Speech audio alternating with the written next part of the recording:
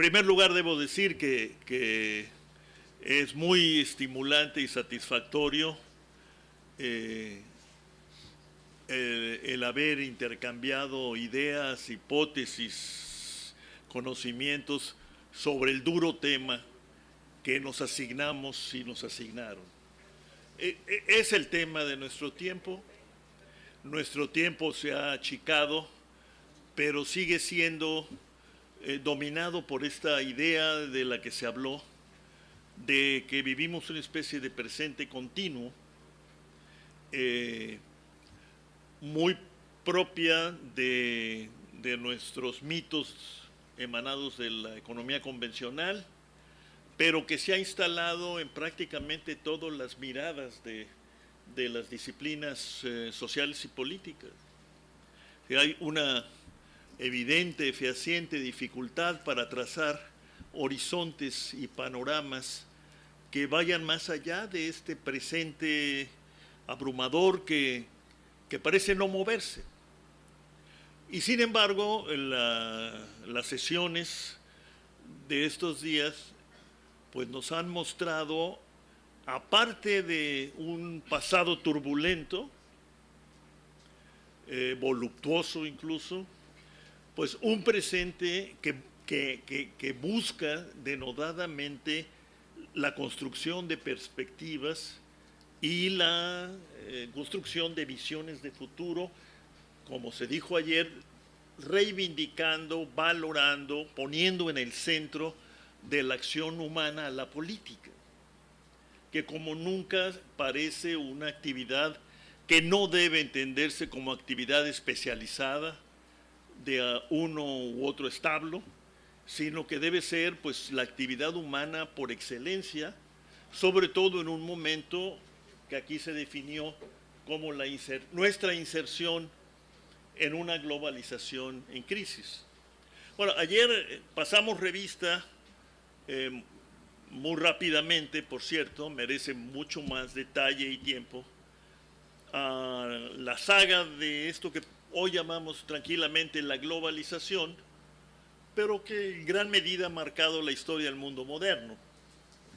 La periodización que nos ofreció José Luis Machinea, a mí por lo menos me obligó a revisar mi propia periodización y me puso en dificultades, pero se lo agradezco, ¿no?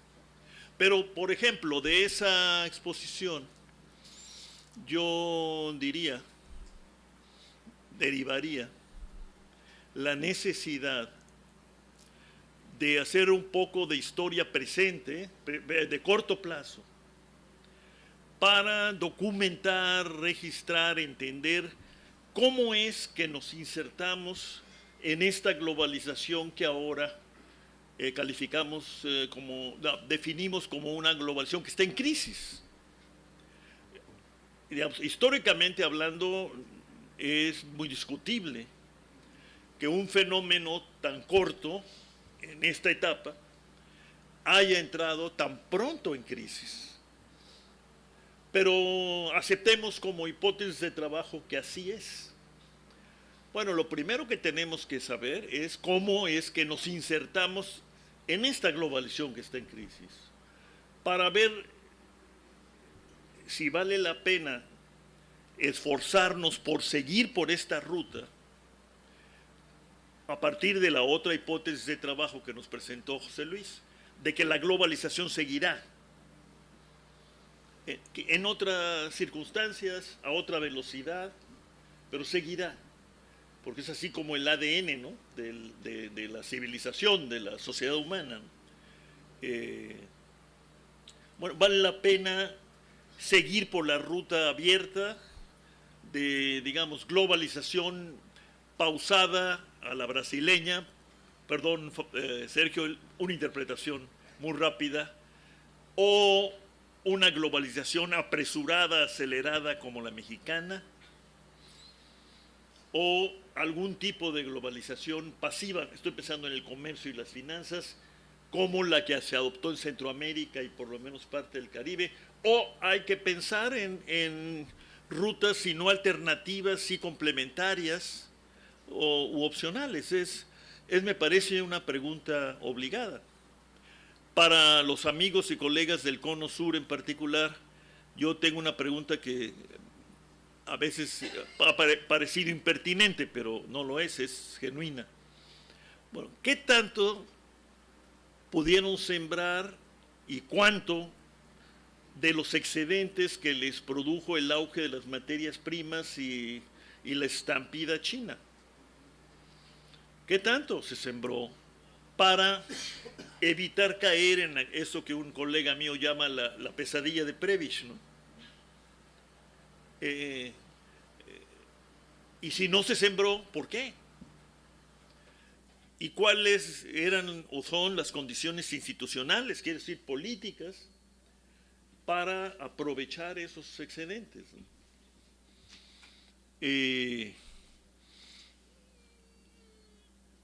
Y bueno, ¿qué tantas oportunidades dejó pasar México para, sin poner en peligro la ruta por la que optó, aprovechar mejor las oportunidades que esta ruta, ahora es evidentemente le abrían? Devastamos la industria de autopartes, parte de la industria armadora de autos también, y ahora tenemos una de las primeras industrias automotrices de autopartes del mundo, ¿no? ¿Se aprovechó eso o no? ¿Formamos los cuadros necesarios o suficientes para absorber por la vía más natural del mundo, que es la vía del trabajo y la cooperación, la tecnología, el know-how? No lo sé. Son preguntas que hago al vuelo del tema tan provocador, ¿no? Nuestra inserción, bueno, ¿cómo nos insertamos? ¿Cómo queremos insertarnos en los nuevos mundos? Y claro, la pregunta es, ¿vale la pena mantener la hipótesis histórica de que el futuro del mundo es un futuro de globalización de los mundos? Se está planteando que no, y no lo está planteando un trasnochado cepalino nacionalista, heredero de Liszt, ¿no? No, lo está planteando el presidente del país más poderoso del mundo, dando lugar a una de las más increíbles e inesperadas paradojas de la época, que es que la primera defensora de la globalización y el libre comercio es nada menos que China comunista, ¿no? No, pero esas son parte de las paradojas que definen nuestro tiempo, y en el caso de este convivio, pues que definen, yo pienso, parte por lo menos de nuestro quehacer. El tema del asedio, crisis, obsolescencia incluso de la democracia, absorbió buena parte de nuestros esfuerzos, paciencia y ocurrencia del día de ayer y parte del día de hoy. Y qué bueno, ¿no? Después de todo, venimos de una historia relativamente corta de vida democrática en nuestros países.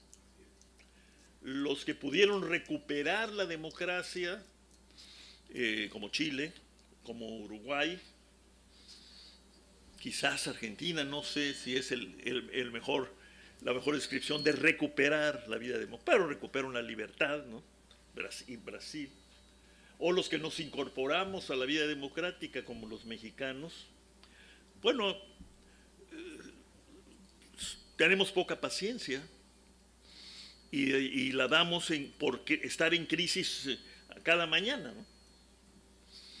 Yo creo que hay que tener cuidado con el término de crisis, ¿no? No cabe duda, ¿no? Pues hablo aquí sí por mi propia experiencia y por lo que oí. Son muy defectuosas, socialmente muy insatisfactorias, y por eso las democracias son una y otra vez calificadas mal por la población, haciéndome cargo incluso de la advertencia de Ernesto de que hay que tomar con pinzas toda esta demoscopia o las percepciones y demás, pero es un hecho. Aún con los esfuerzos redistributivos que permitió el auge en el Cono Sur, que tampoco son tan importantes, por cierto, pero en fin, es otra discusión. Es una discusión de viciosos economistas.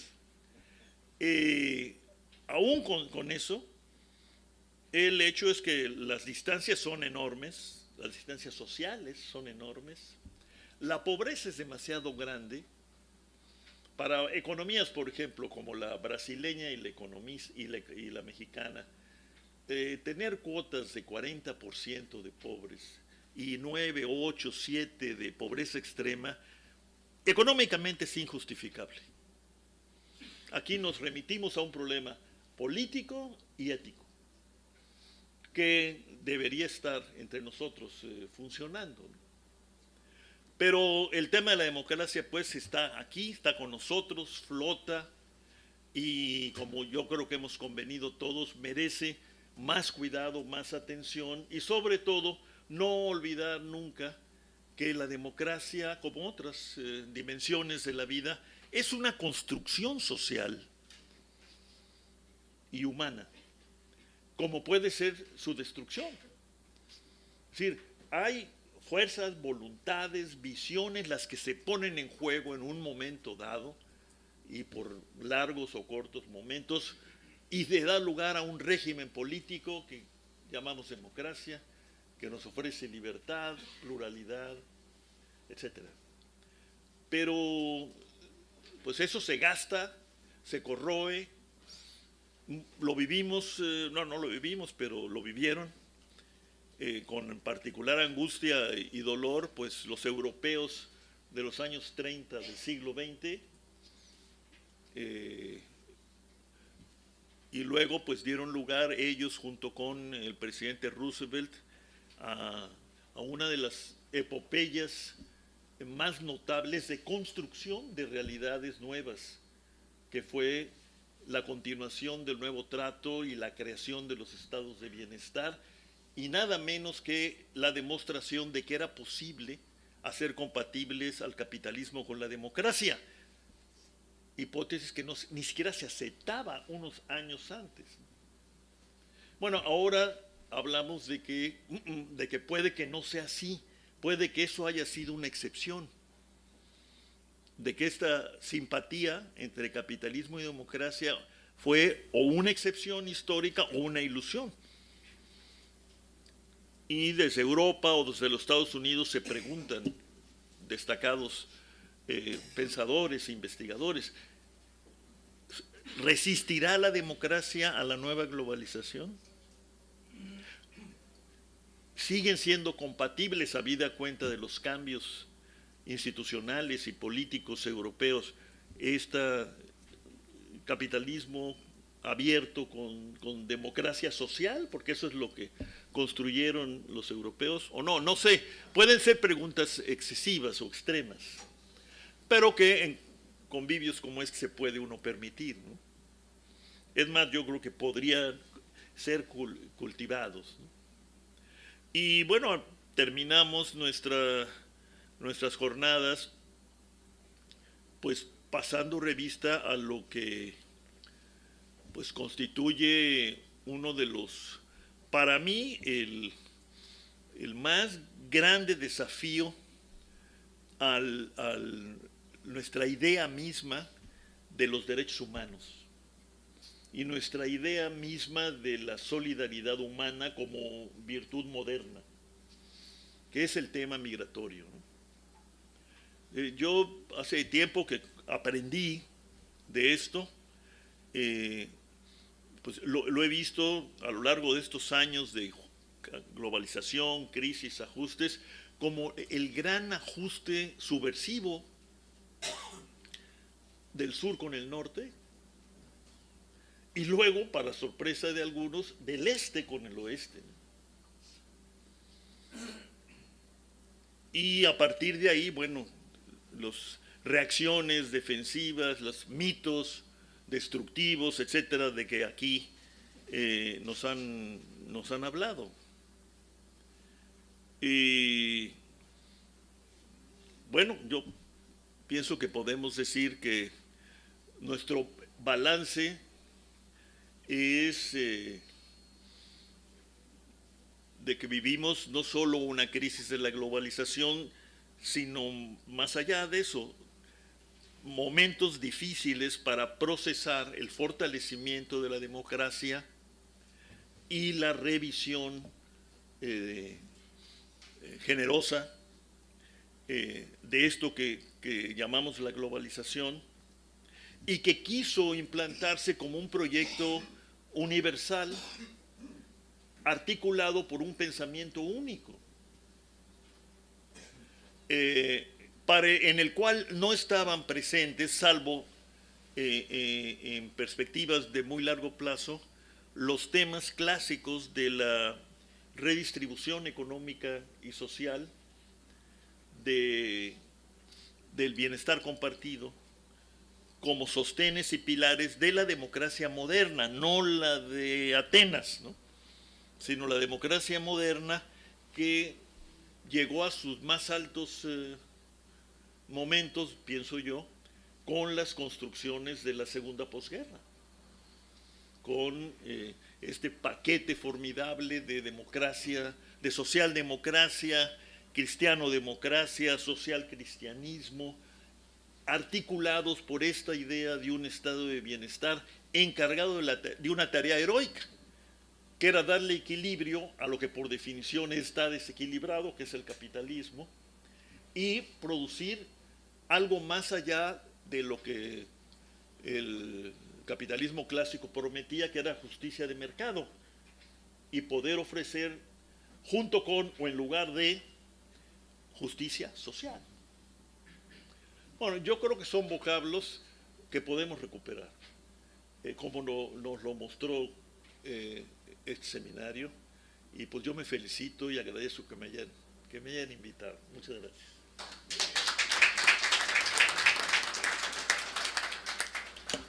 Muchas gracias, profesor Cordera. Pasamos ahora con el profesor Leopoldo Artiles. Bien. A lo largo de este coloquio, que para mí es una suerte como de manifestación sobre los desencantos de la globalización, y que atraviesa temas como el de la representatividad o crisis de representatividad, temas como el de los resultados electorales recientes, ¿no? Brasil, Estados Unidos, ahora se agrega El Salvador, crisis del sistema de partidos, movimientos sociales de dudosa finalidad, intención o tema, paradojas tales como el tema del rechazo a la migración, cuando la globalización precisamente permite una circulación muy libre de los capitales, sobre todo los capitales financieros, pero aparentemente es también un proceso que tiene fuertes obstáculos para liberar la circulación de los demás factores, ¿no?, de la producción. Lo que a mí más me ha llamado la atención en este coloquio es que, en efecto, no solo el coloquio en sí llama a revisar algunos de los supuestos que hemos manejado para entender eso que llamamos globalización, que para mí aquí se está entendiendo fundamentalmente como globalización económica. Me habría gustado tener también una perspectiva de la globalización cultural que nos habría permitido quizás entrar más de lleno en eso que para mí es una suerte de fenomenología de la crisis, subjetivación de las crisis. Luego, más adelante, voy a señalar un ejemplo de lo mismo, es el asunto de que esta llamada crisis de la globalización ha producido también una crisis en el vocabulario de las ciencias sociales. Uno de los términos que más resalta a la atención de quienes leemos las revistas de ciencias sociales, los reportajes de fondo sobre temas políticos o eventos políticos o sociopolíticos o económicos, es ese destaque que tiene el término populismo. Ya prácticamente no sabemos qué es el populismo. Pareciera ser que una de las cosas que tenemos que hacer es repensar de nuevo términos como el de populismo, el de democracia. Hace 3 o 4 décadas, cuando yo era apenas un egresado de sociología, entendíamos que el populismo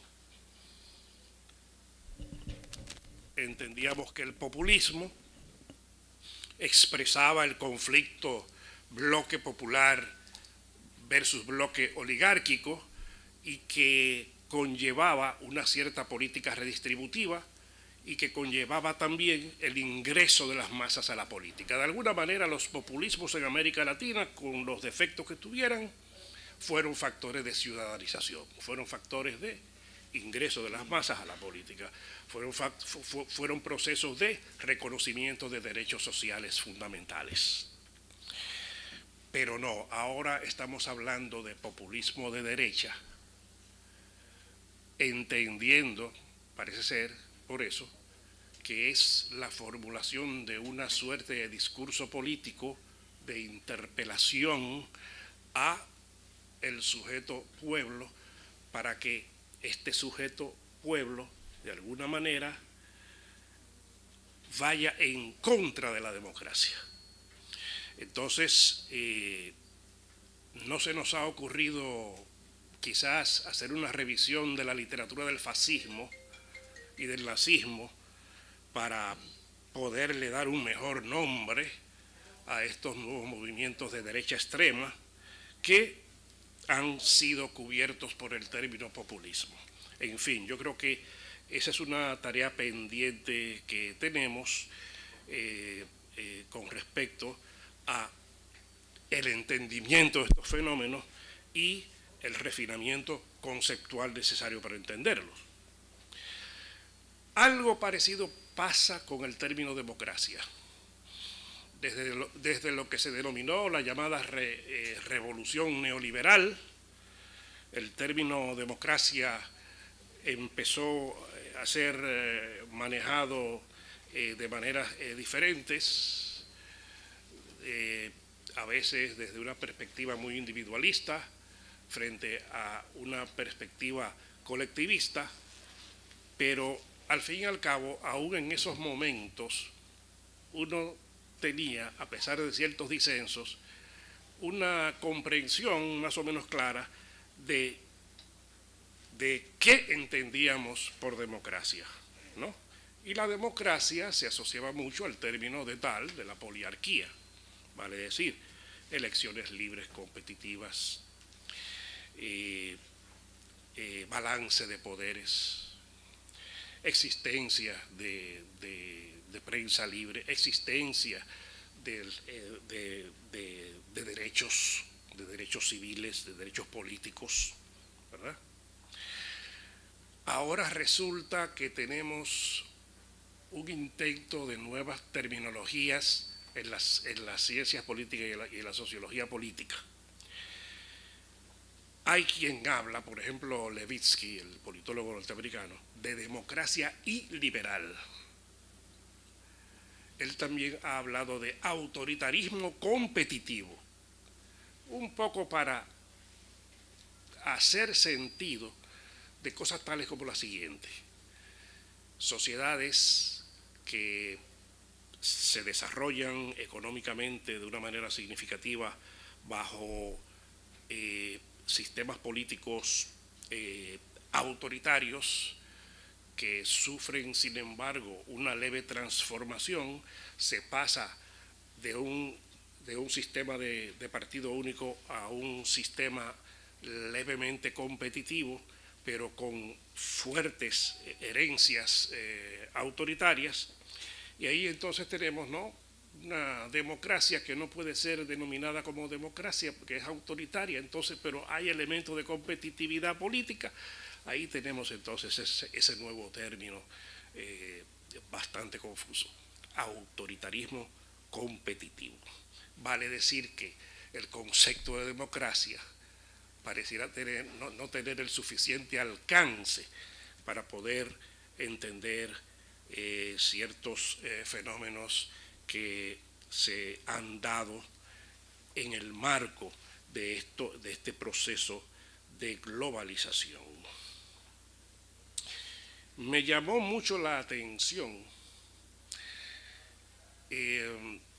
esa tensión que se dio acá en el coloquio entre la mirada optimista y la mirada pesimista, ¿no? La mirada pesimista, por supuesto, pareciera tener más bagaje en este contexto, máxime cuando la cultura popular se ha llenado de representaciones apocalípticas y posapocalípticas que no solo señalan el fin de la democracia y el fin del capitalismo, el fin del mundo tal y como lo conocemos, ¿no? Uno nada más tiene que revisar Netflix y uno se encuentra con cantidad de series apocalípticas y posapocalípticas que revelan una subjetividad de carácter global muy permeada por ese temor, ese miedo al futuro, ese sentido de lo distópico.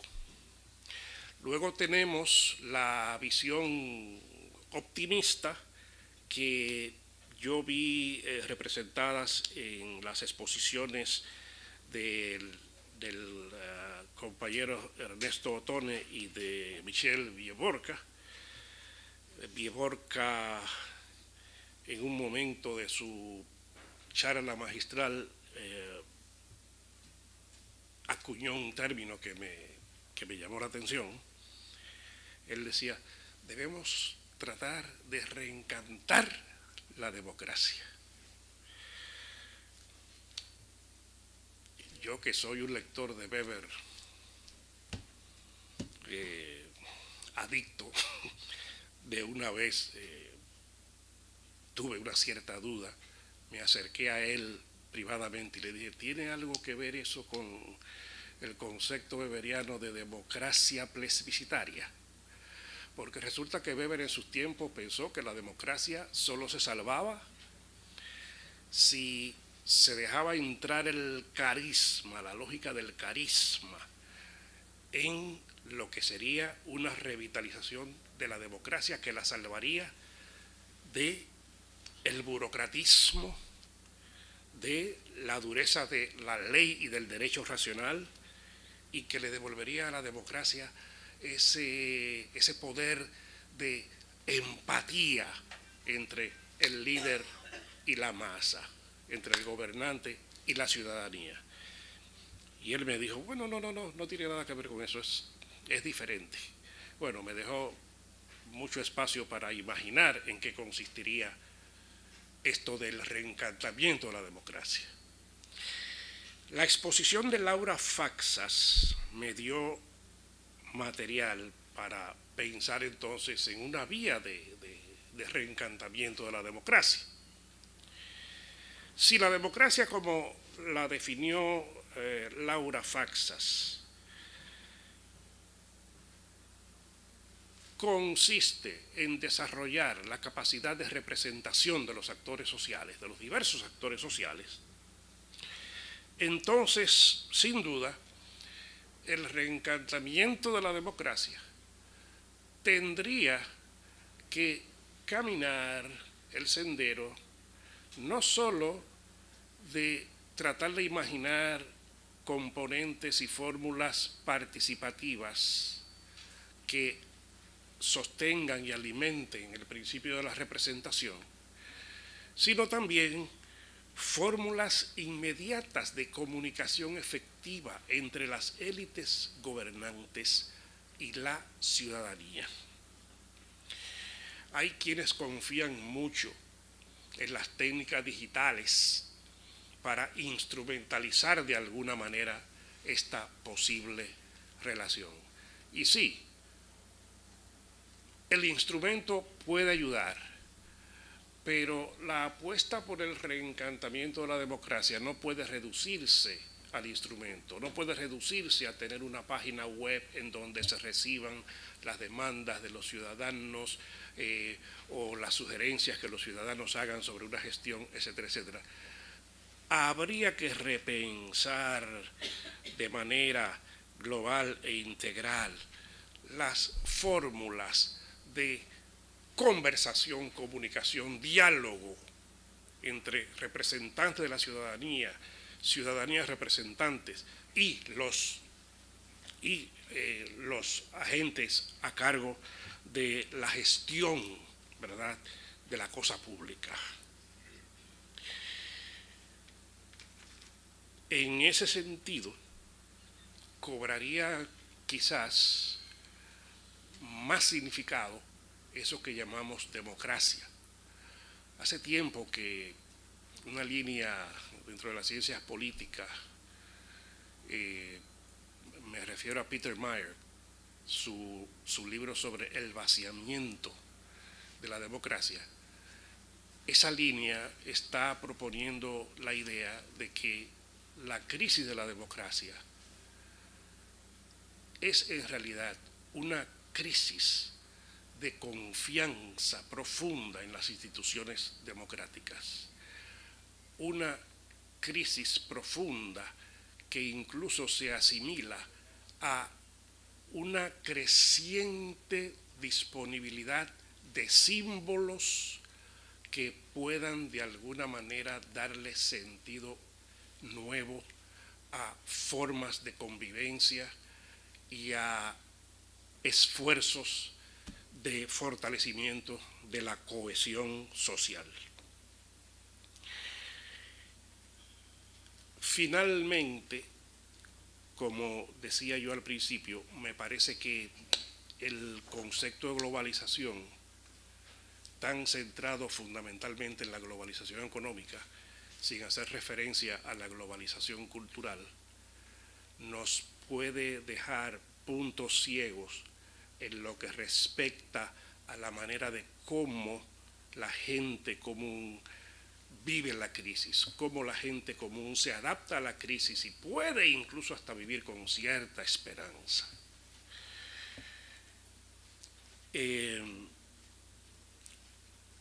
Hay un fenómeno en esto de la globalización cultural que se nos está pasando por debajo de la visión, quizás porque los científicos sociales de mi generación no tenemos como ese grado de empatía que tienen las juventudes de hoy con determinados fenómenos culturales que tienen una clara referencia local y regional.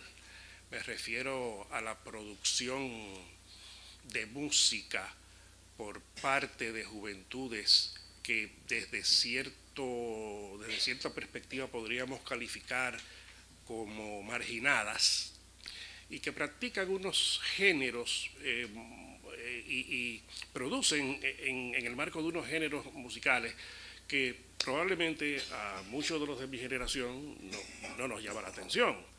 Reggaetón, dembow, música urbana, hay todo un nuevo vocabulario.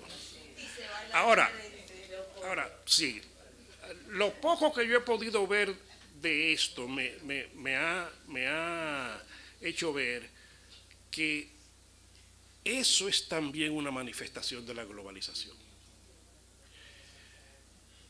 Que lo que produce un joven dominicano en ese género lo consume un joven argentino al otro lado al sur-sur, ¿verdad?, de esta región, o lo consume un joven español cruzando el océano y viceversa. Hay una formación como de comunidades artísticas, y lo de artístico puede ser discutible desde una visión de lo artístico basada en criterios puramente modernos, pero hay una comunidad artística que está construyendo nuevos sentidos, a veces con mucha economía de lenguaje, pero está construyendo nuevos sentidos que evidencian una instancia de la globalización a la cual no hemos prestado atención.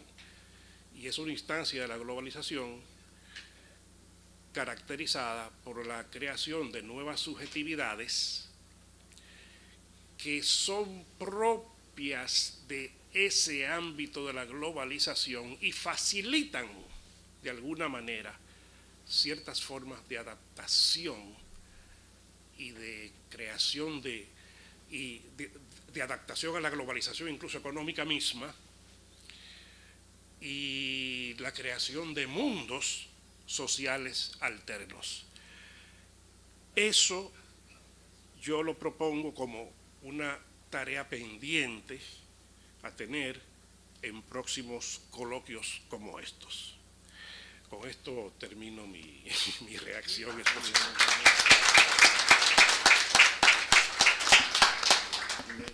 Muchas gracias. Profesor Ernesto Tone, es su tiempo. Gracias. Bueno, es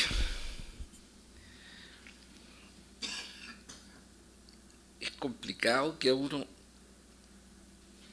por 2 veces lo insulten. Ya llevo 2 optimistas, 2 veces que me han dicho optimista,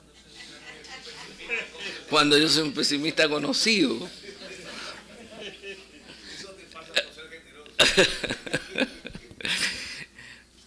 No, mira, yo creo frente a esto del optimismo y al pesimismo, yo acabo de terminar un libro que ojalá que ya va a ver la luz sobre Marx. Sí, que se va a llamar, como estamos entre amigos, puedo decirlo, que se va a llamar Marx y sus amigos, ¿ah? Para curiosos y desprejuiciados. Y es una historia de Marx y sus amigos. Entonces he estado durante un año revisando lo que he hecho casi toda mi vida, que es revisar y estudiar mucho sobre el pensamiento de Marx y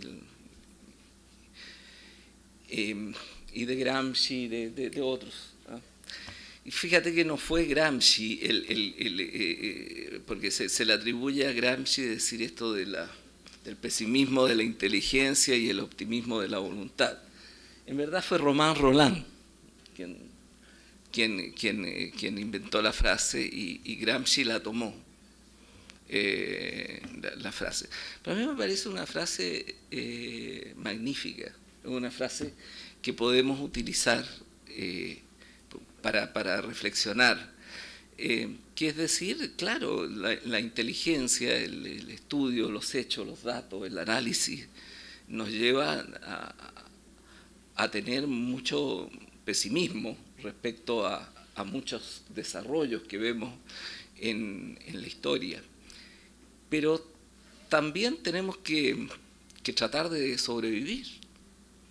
Tenemos que tratar de sobrevivir, de que las cosas sean mejores, de vivir mejor, de que nuestros pueblos vivan mejor, de hacer las cosas mejor, porque si no, no tendríamos fuerza para actuar. El pesimismo nos llevaría a una situación de anomia, para ponernos Durkheimiano,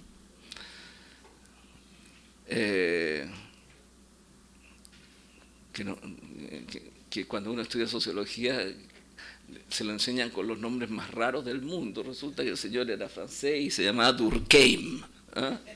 y le dicen Durkheim, y le dicen unas cosas rarísimas. ¿Ah? Durkheim se llama. Bueno, y entonces nosotros tenemos que tratar de resolver. Algunos sacarán su fuerza no sé, de una visión trascendente, digamos, religiosa, trascendente. Otros pobres que no tenemos esa capacidad de imaginarnos eso, tenemos que sacarlo de la pura voluntad, del deseo de que las cosas mejoren y de que aunque, como me decía un amigo que murió muy joven, Fernando Van Silber, me decía, mira Ernesto, cuando trabajábamos en escribiendo la transformación productiva con equidad en CEPAL, renovando el pensamiento de CEPAL, me decía, es que seguramente todo esto no sirve para nada, me decía. ¿Ah? Entonces le decía, pero tenemos que escribir el capítulo final, le decía yo, no me puedes decir eso. Entonces me decía, bueno, pero tenemos que hacer como cuando uno era niño. Yo no sé si ustedes tienen esa experiencia, pero que uno jugaba al de verdad o al de mentira. ¿Ah? Entonces, sabemos que esto es al de mentira, me decía, pero tenemos que hacer como si fuera al de verdad. Bueno, entonces creo que por ahí va mi respuesta frente al tema del optimismo. ¿Ah? Bueno. Lo primero, yo estoy muy de acuerdo con los colegas que me han precedido en sus afirmaciones, que han sido todas muy adecuadas. El tema es el siguiente, que afortunadamente esta no es la primera reunión, esta es la tercera reunión que hacemos, y hubo una reunión fundacional que se hizo en Buenos Aires. Posteriormente ahí fue donde tuvimos una oferta muy generosa de los amigos dominicanos, de Leonel Fernández en particular, quien yo ya señalaba, es de esos hombres políticos que tienen una visión larga, que hace mucha falta en la política. Y esa visión larga significa darle un espacio al pensamiento, y darle un espacio de verdad al pensamiento. Y hemos tenido la posibilidad de hacer con Funglode esta reunión que ya es la tercera que hacemos aquí. Entonces esto tiene una continuidad, vamos variando los temas y naturalmente el tema cultural. En esta reunión no solo se vio la globalización económica, aquí se vio la globalización de la criminalidad, por ejemplo, y se vio mucho. Aquí el tema de las migraciones se vio desde una perspectiva también que va mucho más allá de problemas puntuales, se vio como un fenómeno contemporáneo importante. Entonces, no es que nos hemos ido solamente a restringirnos, y naturalmente lo cultural va a ser un elemento que va a tener que estar más presente. Fíjense ustedes que si nosotros comparamos las reuniones anteriores con esta, había un fenómeno que nosotros señalábamos como uno de los aportes de América Latina al proceso de globalización. No estoy hablando de globalización económica, la globalización económica es una parte del proceso de globalización. Yo creo que la globalización en su centro, en su núcleo, es ni más ni menos que la contracción del tiempo y el espacio. Eso es lo que estamos viviendo. Estamos viviendo una contracción del tiempo y del espacio, producto de una revolución de las comunicaciones que nos llevó de la sociedad industrial a la sociedad de la información. Eso es para mí la globalización, más allá de todas las visiones ideológicas o las lecturas ideológicas de la globalización, del pensamiento único o de la visión neoclásica, etcétera. Ese es el elemento que va a perdurar. Pueden haber 1000 señores Trump, pero la contracción del tiempo y el espacio va a seguir existiendo, y va a seguir existiendo mañana y pasado mañana. No hay reversa en esto. Ahora, el problema es cómo hacemos que esa contracción del tiempo y el espacio, ese mundo que nos cambió y que a los más viejos nos lleva, y en ningún caso me refiero al presidente que es joven, yo hablo de los más viejos, a los más, sí, porque el feo no tenía derecho a decir cosas así, después que lo habíamos escuchado mucho rato, pero bien, cosas buenas. Entonces, lo que yo quiero señalar es que hay un elemento que va a continuar, y ese elemento es la contracción del tiempo y el espacio. Y nuestra preocupación para esta cátedra ha sido América Latina en este proceso de contracción del tiempo y el espacio, qué rol puede jugar, cómo puede enfrentar estos desafíos, cómo puede aportar también a un cierto tipo de globalización que sea una globalización distinta a esta globalización con tantos problemas, defectos y con tantas exclusiones como la que estamos viviendo hoy día. Y fíjate que había un elemento que nosotros señalábamos que era un aporte. Decíamos la América Latina como región tiene algunos elementos muy positivos. Primero tuvo una independencia temprana, tuvo una independencia política temprana, lo que le ha servido para su formación como Estado republicano. No es el caso de África, no es el caso de Asia, no es el caso del Medio Oriente. Piensen ustedes que estados como Italia y Alemania se constituyeron después de los estados latinoamericanos. Es decir, en esta visión nosotros tenemos algunas ventajas. Segundo, tenemos elementos culturales muy importantes.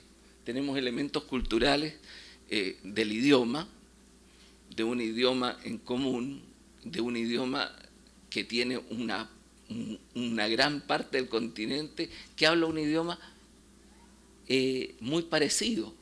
Hablan en cristiano también, como decía un amigo mío. Es decir, en el sentido que se le entiende.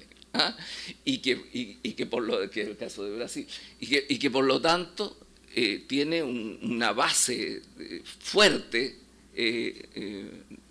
idiomática. Y además, decíamos, no tiene una religión guerrera. Después de la guerra de los cristeros en México, aparecía una religión que no era una religión guerrera, no era una religión que tuviera una situación y una historia de falta de adaptación, como ha sucedido en buena parte con una cierta lectura del Islam que en un momento ha prevalecido. Pero resulta que la historia es caprichosa y en esta reunión aparece en varios momentos el tema de los roles de las iglesias evangélicas que bajan a la arena política, bajan a la cruzada política, y de un fundamentalismo católico que baja a la cruzada política y que se transforma también en un elemento no guerrero, en el sentido que lo es el Islam, pero que se transforma en un elemento que es un elemento conflictivo, que es un elemento que se liga a la política fuertemente. Bueno, señalo esto para decir que aquí hay una continuidad de pensamiento. Y entonces son 3 reuniones. Y yo quería partir ligando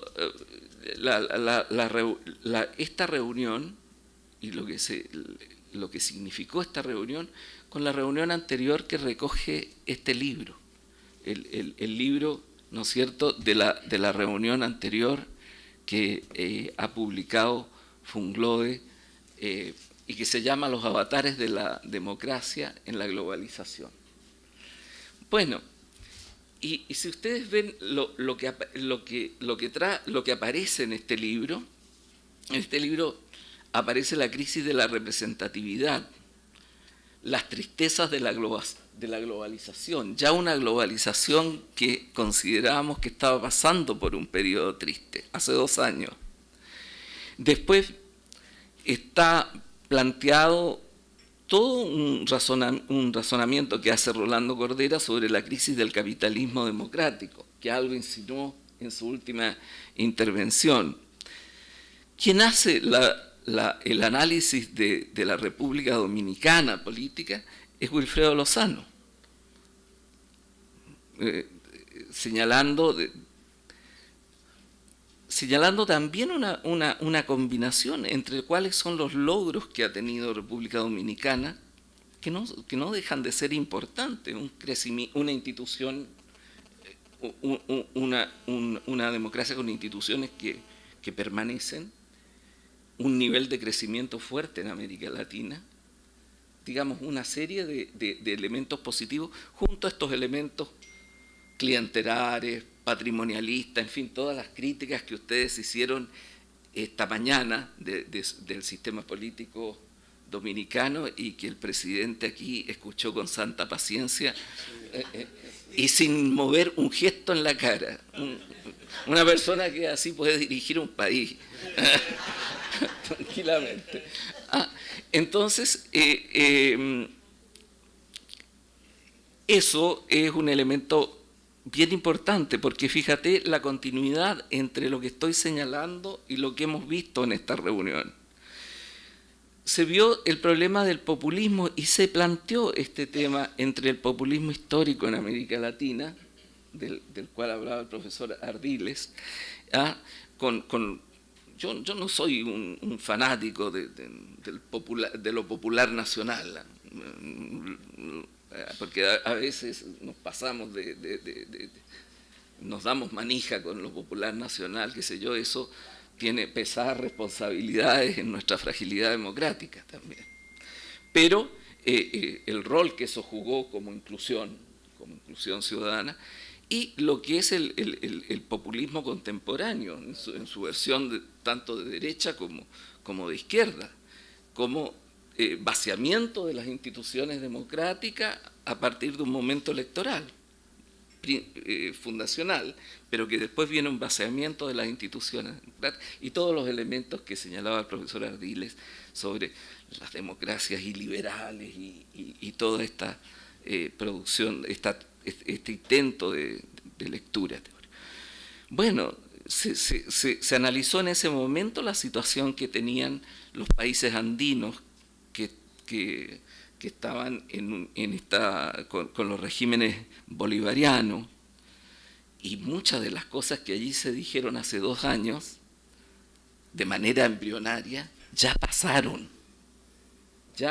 Muchos de los peligros que se señalaron ya sucedieron, y también sucedieron las cosas que se dijeron respecto a la diversidad que hay allí. Por ejemplo, a la diversidad boliviana, en términos de un manejo económico muy diferente a otros manejos económicos, en términos de crecimiento, responsabilidad fiscal, todo lo que nosotros conocemos. Se vio también en este libro, se hizo un análisis de Brasil. Lo hizo el profesor Viola, que era un hombre de alto colorido en su exposición. Sergio lo conoce bien, quienes estuvimos en esa reunión lo escuchamos con atención, con un alto colorido, pero algo de ese colorido había en mostrarnos una situación caótica de algo que se desmoronaba. Así es, ¿no es cierto? Porque uno podría tener una mirada crítica respecto a su artículo, que una toma de posición muy fuerte, pero hay algo ahí de un mundo que se desmorona, que hoy día se desmoronó y terminó como terminó. Y aquí Sergio, en el análisis que hace en esta reunión, trata de buscar cuáles son los puntos en los cuales se puede buscar una explicación de cómo se sigue adelante Brasil. Y cómo sigue adelante Brasil no es broma, ¿no? Porque de eso dependemos el conjunto de la región, de lo que va a pasar allí. Entonces, aquí viene un artículo de Eduardo Pizarro, en el cual él genera toda la base de lo que discutimos de todo lo que discutimos sobre la base de la criminalidad y la violencia. De esta América Latina capaz de superar las guerras, capaz de generar una institucionalidad pacífica, capaz de ser un país donde se negocian las últimas guerrillas y se está en un proceso de paz con todas las dificultades existentes, pero que tiene un nivel de violencia criminal enorme, desmesurada para su población, para el porcentaje de población que es en el mundo. Es decir, hay un camino. Lo que estamos haciendo aquí es un camino, y por eso, presidente, yo le agradezco tanto esto, porque habría sido muy difícil conjugar un número de intelectuales, de académicos que tienen un recorrido reconocido, haberlo hecho y tener también invitados y tener las voces que hemos tenido de República Dominicana, si no hubiera habido una generosidad muy grande para poder darle a esta iniciativa, que es una iniciativa, claro, de largo plazo, que no aparece en el diario mañana, no va a tener una resonancia, digamos, y una ganancia de corto plazo. Y eso es lo que hicimos en la reunión. Y quedó este libro. Desgraciadamente en este libro no quedó una intervención final del presidente Fernández muy importante, otras intervenciones también que hubo.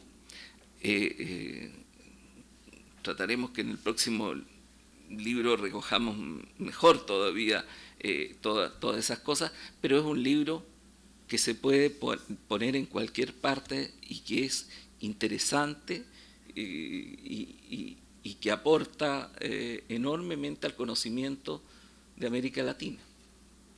Y de América Latina en una dirección, en la dirección de su inserción en el proceso mundial.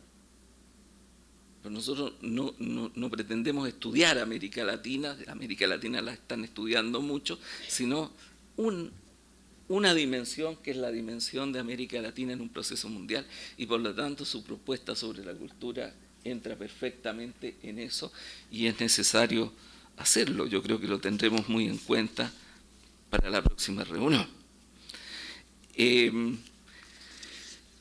Bueno, eso yo lo señalo ligado al libro, y creo que la discusión que tuvimos en el coloquio actual, en el coloquio que estamos terminando, tuvo esa característica, es decir, fue muy a fondo y fue más a fondo en otros temas. Yo creo que el debate sobre la migración no es banal, el debate que tuvimos. O sea, es más que la migración, es qué mirada tenemos sobre una ética respecto al mundo que queremos construir. Y ahí voy a los dos temas, al tema de la globalización y al tema de la democracia. Queremos un tipo de globalización. No somos, por decirlo así, indiferentes a qué globalización viene. Queremos un tipo de globalización que recoge lo que planteó también Rolando, de ese momento de la historia de la humanidad que fue la posguerra en Europa, en donde se generó el estado de bienestar, en donde los países nórdicos alcanzaron los niveles de igualdad más grandes que ha tenido la historia, porque lo otro ha sido las experiencias del socialismo real, que han sido, digámoslo, un fracaso desde el punto de vista de la igualdad y desde el punto de vista de la libertad. Y por lo tanto, cuando nosotros nos proponemos buscar esta conjugación en una forma yo no sé si va a haber capitalismo toda la vida. Yo creo que ningún sistema económico existe para siempre. Pero yo no veo hoy día, por lo menos en mi horizonte de vida es más corto que largo, pero, seamos realistas. Pero lo que quiero decir es que yo no veo a la vuelta de la esquina un cambio de sistema que permita. Pero sí veo que es posible construir una forma de organización de la economía que no sea esta forma de organización de una economía de casino, como dijo una vez el presidente Fernández en una reunión de CEPAL o de Estado, por lo menos yo estaba ahí, de esta economía de casino, de esta economía desregulada, de esta tendencia donde los impuestos progresivos van bajando, en fin, de lo que conocemos como una cierta lectura del capitalismo que es muy distinta al capitalismo sueco, al capitalismo danés, etc. Y de otra parte, sobre el tema de la democracia, el tema de la democracia es muy claro en un aspecto muy central, en el aspecto central de un régimen que pueda conciliar la libertad de los individuos con una tendencia a una mayor igualdad, y en donde la gente pueda elegir entre opciones distintas y pueda cambiar sin que nos matemos a un gobierno cuando ese gobierno no le gusta. Porque podemos hablar horas de la democracia, al final del día estamos hablando de esto. Entonces, yo creo que sobre eso avanzamos. Y de nuevo voy a parecer optimista y ya estoy muerto de vergüenza con eso. Pero avanzamos en ese sentido en decir, sí, miren, las dificultades son enormes, son muchas, pero hay posibilidades de ir desarrollando políticas públicas, hay posibilidad de ir desarrollando una actitud ética de la política que nos lleve hacia un mundo que funcione mejor del que funciona. Y América Latina tiene un rol que jugar en esto. Y claro, las dificultades son muchas. Imagínense lo que fue el panel de Rolando y de Sergio, donde estaba Brasil y México, y el panorama no era bueno, por más que le buscábamos por todos lados. Al final quedamos todos con una sensación de que estamos ante una gran incertidumbre. Y eso es, estamos ante una gran incertidumbre frente al futuro de América Latina. Pero ahí vamos. Es decir, vamos a tratar de seguir pensando esta América Latina de tal manera que en 2 años más nosotros podamos tener otro conjunto de ideas por escrito y filmadas, y etcétera, que puedan ayudar a esa reflexión y que podamos incorporar nuevos elementos como el de la cultura a esa próxima reflexión. Yo quiero agradecerle a todos, realmente ha sido impresionante, no solo el interés, la energía con que todos han querido participar, el debate, de repente el debate se nos puso muy dominicano, lo que fue muy entretenido, particularmente para los que no somos dominicanos, fue muy entretenido porque ahí la cosa entró con mucha emoción también. Pero yo creo que ha sido una muy buena reunión. Creo que ha sido una reunión que ha durado poco tiempo, que ha sido muy intensa, por eso todos estamos un poco cansados. Y yo les agradezco y realmente es un honor y es ya un honor reiterado el poder saber que en algún momento nos vamos a juntar en República Dominicana para discutir cómo andan las cosas, cómo están las cosas en América Latina, qué pasos se han dado a nivel mundial y seguir realizando esta reflexión en conjunto. Muchas gracias, presidente, por esta oportunidad.